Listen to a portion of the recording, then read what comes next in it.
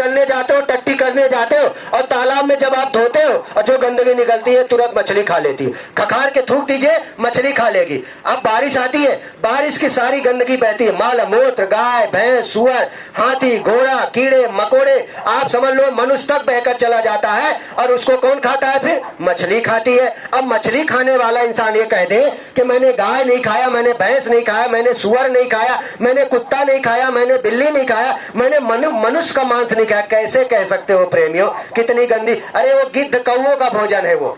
आप विचार करो, गाय कितनी भी भूखी हो, मर रही होगी भूख के, आप ले जाओ उसको सामने मांस रख दो, वो सूंघेगी लेकिन खाएगी नहीं। वो जानती है मेरा भोजन नहीं, उसको भगवान ने दिमाग नहीं दिया। और हम भक्ष अभक्ष, आप ले जाओ शेर के सामने, वो भूखा मर रहा है, आप 16 प्रकार का पकवान बना के रख दो, लेकिन वो मर जाएगा लेकिन दूसरे का भोजन नहीं खाएगा। और हम देखो इंसान जिसको विवेकवान कहा गया, सर्वश्रेष्ठ में शक्तिमान, सब ब्रह्मांड में कहा गया, भक्ष अभक्ष करा, अपना और पराया भोजन भूल गया। तो अरे आप जब ऐसा, आप ही तो पढ़ते हो रामायण कि जब जब होए धर्म की हानि, बारह असुर पापी अभिमानी, तब तब धर प्रभु मानुष शरीरा, हरई सदा भव सज्जन पीरा। आप पढ़ते हो तो कोई ना कोई तो आएगा, बताएगा, समझाएगा, और नहीं मानोगे तो फिर ऐसे बिछेगा, ऐसे बिछेगा।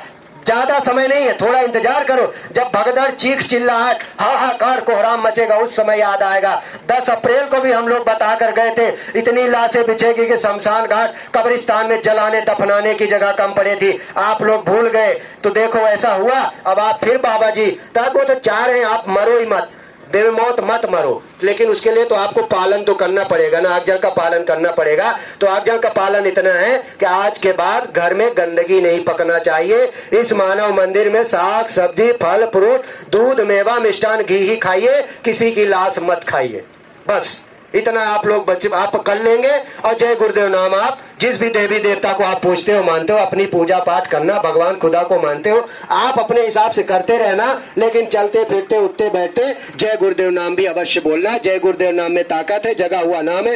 रावण ने आखिरी समय में बोला था, उस समय अहंकार करा, लेकिन तब बोला जब तक कुल का नाश हो चुका था, कुल का नाश हो चुका था, तब बोला। तो आप लोग भी इसमें शर्म संकोच मत करिए, पूरी ताकत है, परीक्षा लेना आप। और जब कोई आपकी मदद करने वाला ना हो उस समय, तो आप लोग ध्यान रखना, उस समय आप एक गलती करना